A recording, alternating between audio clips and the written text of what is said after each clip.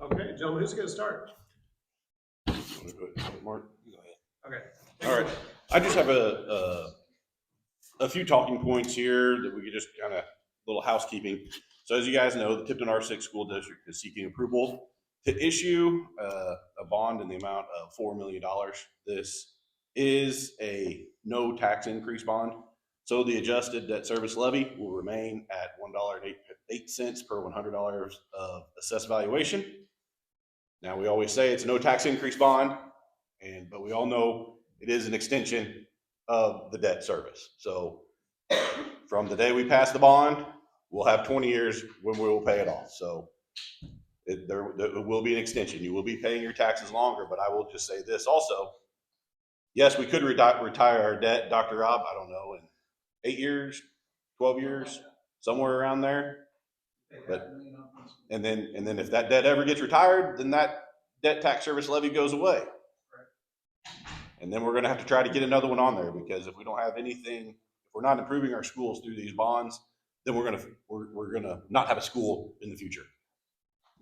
So why is this building essential? And I think Mr. Twinner, Mrs. Twinner, you guys just gave a great speech on why we're so lucky for our kids to have you in our ag program, in our FFA program. You're completely correct. It is all about the teachers and the students inside that building. But so why would we even need a new building? Well, this new facility, it can expand opportunities for our children, for our students to engage in a variety of physical education and extracurricular activities that foster skills such as teamwork, leadership, and discipline. It gives us a space for our coaches and our teachers to reinforce those values of teamwork and leadership that will help them in the classroom and in the future. The multi-purpose building will provide space needed for competitive teams. And we say baseball, basketball, volleyball, golf, weightlifting. But that's not just what this building is about. It's not just about taking all these teams and putting them in that building, right? It increases the amount of space we have for our kids. So I don't know how many people go to say a TRA third and fourth grade game on a Saturday morning in the elementary school. That stage space that should be dedicated to those kids for performances, whether it be choir or band or anything like that, is taken up with storage for wrestling mats, archery targets, all sorts of things that shouldn't be there. We need a dedicated space for them so we can have that space that was originally built be used for its intended purposes.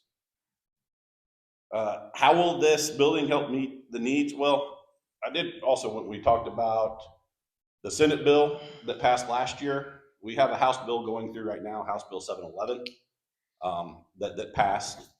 It's gaining stronger support. This is the fourth time, I believe, that bill has passed in the House. It's never come to a vote in the Senate yet. But this year, I believe it will. It passed soon enough. They're on break right now.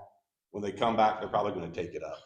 And with that House Bill 711, that's, for lack of a better word, it's school choice, where parents can move their kids around. And that is a concern, I believe, for this district, because part of our state funding formula is average daily attendance. That's what Dr. Al was talking about. And we need to keep our kids in our classrooms, in our district. And as sad as it is, there's a facilities race. California, I don't know if anybody watched KRCG last night. At 10, California had a probably about a 3 or 4 minute segment over their bond issue, their $8 million bond issue that they are running this April. That's pretty much all I have, other than just to kind of do the housekeeping things on it. I'll let Mark and Coach Duke win the hearts and minds. Whenever, usually on this candidate forum, it's kind of like when I thought about thought initially that it would be, when I put name on the ballot to be the mayor. Well, I was thinking of things that, well, what would I say, as far as from the city of Tipton standpoint. But then I know that we didn't have anybody who was non-contested election. So, but then I ended up getting an invitation on this part of it. But what I would say is pretty much would dovetail into it, because one of those proudest moments that I had as the mayor was this past year was whenever the auditor came back. And after they did our financials, they said that the net position of the city in Tipton increased by over $1 million. It increased by $1 million not because we took all of the tax money that people gave us and just put it into a savings account, or we kept it from you. The net value of Tipton increased because we invested it back into you. We acquired property. We built your new community center. We invested into our public works. We invested into new playgrounds. What I'm getting at on this is that at some point in time, this community has to understand that we have to invest back into the school. That will increase the value that we have. Whether it's this issue, I mean, I can think of a prime example. In 2018, one of the first things that these people come up with, or one of the first bond issues that I remember, was for a track. Okay, for some reason, whatever, the community didn't get passed. The board didn't secure enough support for it. Okay, the track at that school did not get any better over the past 8 years. Okay, but if you were to go and maybe the next board would come along and say, hey, we'd like to replace that track. When they open the bids for that, I'm sure they would love to look at the amount of that 2018 bid, and they would take that one. It is not conservative to kick cans down the road. If you keep pushing things off, it's just going to keep getting more and more expensive to do, to the point where you're at, if anything, just at your own home. If you never invested back into it, at some point in time, everything's going to come on to you at once, and you will not be able to finance it.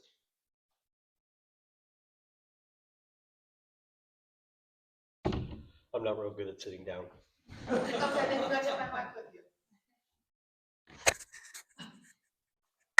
I usually don't use microphones either.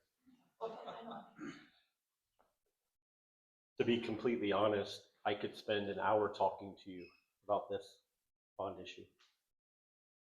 Didn't grow up here, but I choose to call it my home.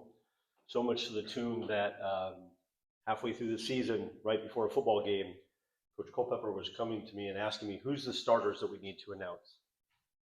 I said, Coach, can I have a minute? He's like, yeah, sure, what's up? And I said, I want to coach here for a really long time. That's what I want to do. I know you want to announce the starters in like 15 minutes, but look around.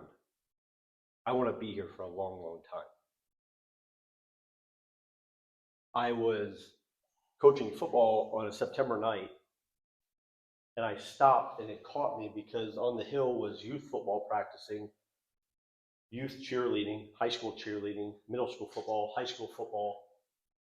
There was like 200 people at our complex out there helping and advancing the youth and participating in just a couple of activities. It was such a cool moment for me that when Rod came to interview me for a football game, that's what I talked about.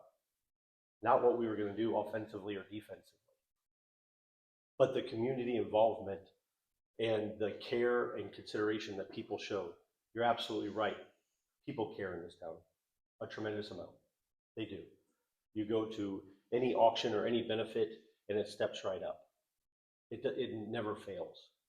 So in January of 2024, I started talking to people and asking why. I'm not from Tipton. I want to know why. Why do we struggle with certain things? I spent over 100 hours of my life talking to people one-on-one. Many of you are in this room. I sat down and talked with whatever time you needed. I heard problems about so many different things. You know, one thing that I never heard a problem about? Kids. Nobody ever said the kids don't care. It was a problem from adult to adult that was negatively impacting the kids in our school district from getting facilities or getting other things. It was a problem from one adult to an adult who isn't even here anymore. just by asking why. 4 years ago when I got here, we started off-season weights. Kids looked at me like I was crazy. That first year, there was 8 kids on average in the weight room in the morning. 8. That was hard for me coming from schools where the participation level was so high. Now there's over 60 kids in the morning. 60. Wednesday and Friday mornings at 6 a.m. on time, not late, on time. Most don't drive, which means their parents have to bring them. On Sunday night, sometimes there's over 70 kids. You drive by this Sunday night and you'll see them outside on the field. The kids that we have here, the students that we have here, want to do great things. And you're absolutely right. You don't need nice things to win. We don't need bright, shiny things to win. But you should support what kids love and what they're showing interest in. That's what you should do. And you're right, there's a facilities race. There's multiple schools around the area that have better facilities. Multiple. And they're going to continue. And if open enrollment passes, you can lose up to 3% of your students per year. The cost of those 3%, I'm not great at math in public all the time, but I'm thinking it's probably somewhere around $120,000 to $130,000 of revenue. Right. The pictures of the building behind you don't just help football. They help every single activity, every single one. So when the last bond issue came through for the football field, it was, well, that's just for football. And in truth, it wasn't. It was a classroom. It's APPE, and there's a test every Friday night, or there's a track meet, and there's a test during the track meet, and you come to watch and support that. This benefits every single person. It doesn't raise your taxes. I've challenged multiple people on our Facebook page. Come tell me why that we don't do these things. Tell me why our kids don't deserve it. Because when I go back to look at it, out of all those hours of conversations I had, it was a problem between one adult and another. One adult and another showing unfair pride, envy, jealousy, pick whatever term you want to use. Some of them are on the list for the 7 that you shouldn't, that we stopped growth. Why would you stop growth when kids want to do something? And if you're going to make an error, make it on the side of kids. Now, the Fisher family has donated some money, generously donated a significant amount of money. The building can be built. You'd have another full-size gym. You'd have an area for band and archery. You'd have coaches. Look, my coaching salary does not pay the bills, right? I mean, let's just be honest. You'd have coaches who could get home to their families at a better time. We're not talking about a new problem. This problem has been around for decades. People 20, 30 years ago were still practicing at 5:30 in the morning because they didn't have space. I'm sure I could ask you to raise your hand if you've ever driven your child to a practice at 5:30 or 6 o'clock in the morning, and it'd probably be true. You probably have. How much would that have been better if you had breakfast with your child that morning and asked them about their day, what was going to happen, because you missed it the night before because you were out? You can't get that time back. It's a no tax increase bond issue that puts you in a position to be successful, which is what you're asking the students of Tipton to be, successful. Again, I could talk about this for a long, long time. It seems like a no-brainer to me. But if you don't believe it, defend your position. We ask kids to defend their answers in class. Where did you get it? As adults, how about we do what's right for kids? And maybe that gets me in trouble. I'm okay with that. But if you're going to make an error, make it on the side of kids. The operating levy helps kids because it helps teachers. The bond issue helps kids, helps parents. When have you been in a situation where you can have such a positive impact on so many people with one single vote? Appreciate you. Good.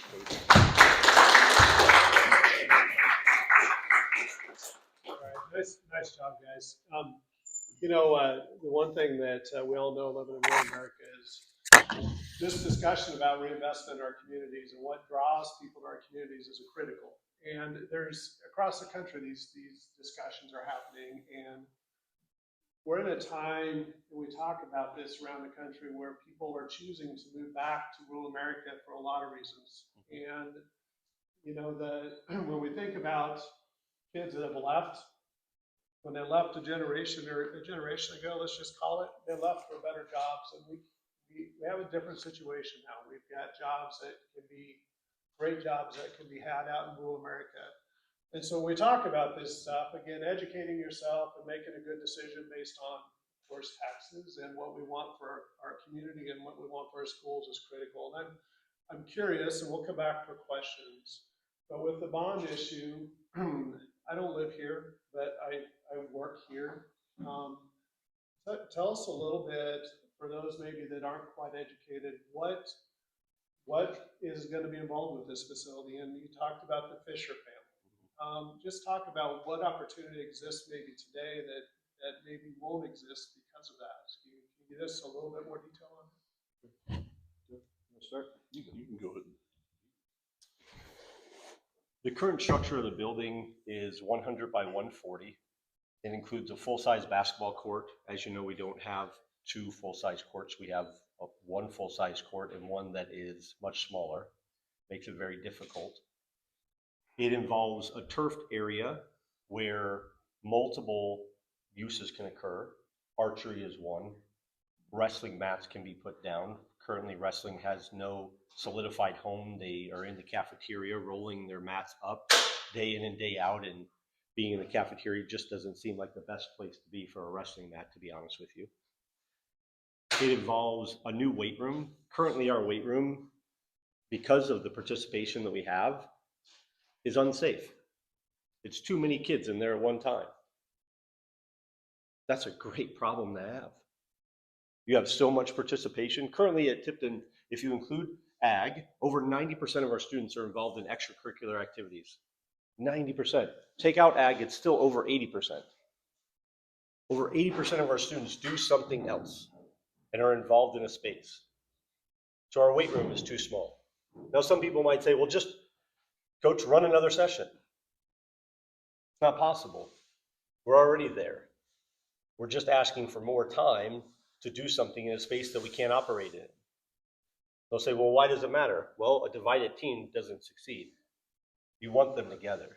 The shared sweat equity creates a bond that you can't get in other places. The full-size basketball court can also be used for a wrestling area.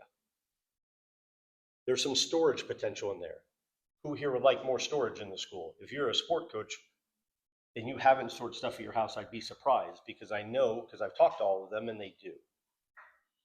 There's also an area for any other activity that you want to practice. There's great pictures back there. But within that space, and we worked a long time working at many iterations of this to make it so that everybody can be there.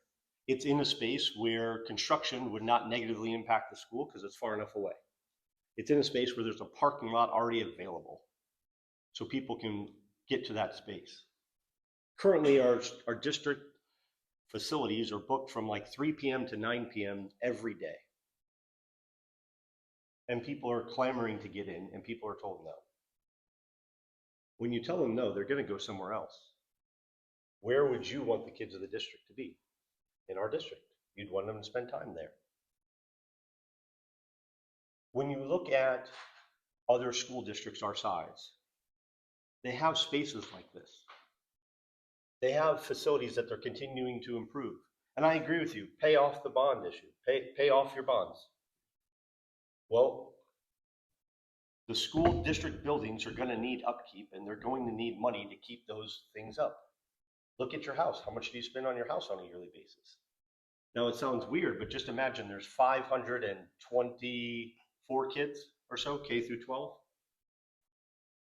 Every one of those kids is going to go use the bathroom every day, twice a day. Those facilities are going to get wore out. Every one of those kids is going to open a door. Those doors are going to get wore out. Every one of those kids is going to walk across the floor. The floor is going to get wore out. Things get wore out in a school.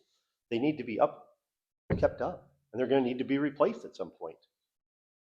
The HVAC needs to be replaced at some point. Those are all things that you've addressed. There are 3 parts to the school, right? Curricular, co-curricular, and extracurricular. With over 90% of our kids involved in something that just isn't curricular, we should support that and feed it. So yes, there was a generous donation by the Fisher family. There's also been generous pledges by other people in the community to help make this a facility that would last for decades and eliminate decades long of problems. What problem would it not eliminate? Oh, how many times have you practiced late at night with your basketball teams because there was no other gym available? How many times have you seen parents driving their kids somewhere at 5:30 in the morning, or you've driven them there for basketball practice or for softball practice or for baseball practice? Currently, baseball hits in the elementary gym. A baseball is white. The walls are kind of white. How hard do you think it is to see that baseball? It's also not a great idea to be hitting baseballs off the gym floor. How long is that gym floor going to last, right? So you provide facilities to the students and the families who have chosen to make this their home. Those same families who pay their taxes.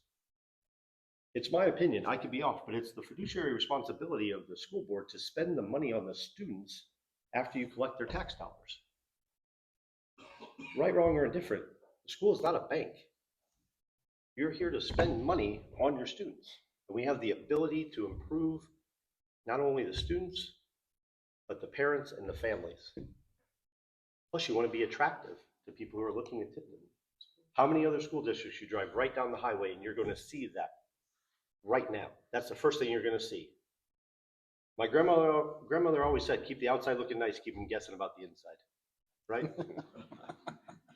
Cut their grass, looks nice. What's the other stuff look like, right? It brings them into the building. And in a time when people get more and more choices, give them a reason not to say no to Tipton. When they drive by, make them stop. Very good. Did you gentlemen have any more comments? Again, voters, just educate yourself. These are critical decisions for the community, and I really appreciate the time you've all spent up here discussing it. We're going to take a short break, and there are restrooms out the back door, and there's restrooms out the side door. And Kelsey's been putting out some delicious looking cookies in the back, and some water, and some mix those at home. It is 7:45. Let's take a break for 15 minutes. If you have questions, please bring them over to the table. We'll sort them and kind of group them into likes. We'll have the board members, when we start, come back after the board candidates. And then Mr. Lutz will have a presentation at the conclusion to wrap us up. So thank you.